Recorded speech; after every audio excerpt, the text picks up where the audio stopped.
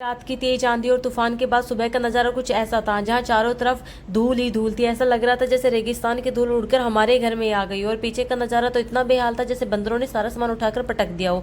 सुबह सुबह थोड़ी देर मॉर्निंग वॉक करे और सोचा कहाँ से शुरू करूँ, कहाँ से शुरू करूँ। इतने काम वाले का फ़ोन आया कि मैं भी नहीं आऊँगी। मैं कहा अब तो नीचे से शुरू करना पड़ेगा।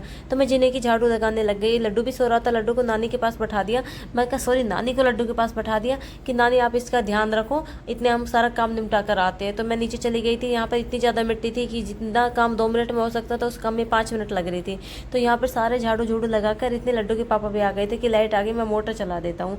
भाई यहाँ पे किराएदार वगैरह रहते हैं ना, तो घर काफ़ी बड़ा होता है और हेल्पर की भी आवश्यकता हो ही जाती है।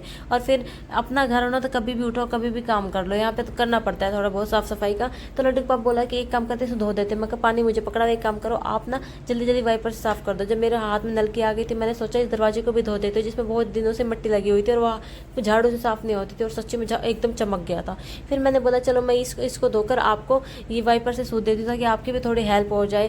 भाई देखो सच में ना इतनी ज़्यादा मिट्टी थी, इतना रेत निकला है कि झाड़ू से पोछे से भी नहीं होता, जो धोना ही पड़ा। आखिर में धो के हमने बिल्कुल अपने घर को चमका दिया था। घर को चमकाने के बाद नीचे बेसमेंट में थोड़े बहुत जगह रह गई थी जहाँ पे ना पानी नहीं डाल सकते। तो मैंने देखा और देख रहा हूँ कितनी ज़्यादा धूल है। तो इस सारी धूल को मैंने इकट्ठा किया और देखो बिल्कुल पसीना आ गया। मैं कहा चलो कोई ना वॉक ना हो पाए तो कोई ना, थोड़ा सा वर्कआउट ही हो गया।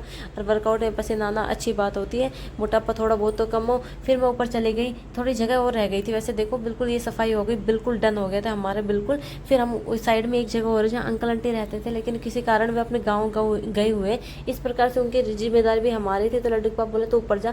मैं उन्हें ऊपर आके देखा तो मम्मा ने यहाँ का सारा सफाई कर दी थी। ऊपर की भी जीना है ना, जीने के ऊपर भी जगह है तो वहाँ पे, लेकिन अंदर का भी पूरा रह रहा था। लड्डू उठ गया था, नानी को देख कर डर रहा था कि मेरे मम्मी पापू दादी कहाँ है, क्योंकि बच्चा है ना जिसको सपोर्ट जो दिखता है वही देखता है। फिर मैं सबके लिए चाय और ब्रेड ले आई थी। हमने बैठ के आराम से चाय और ब्रेड ली।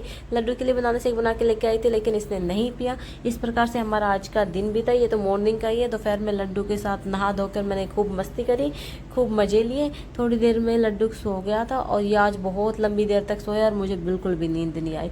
तो आज का दिन गया ऐसा। अपना प्यार और आशीर्वाद इसी प्रकार हम पर बनाए रखिएगा।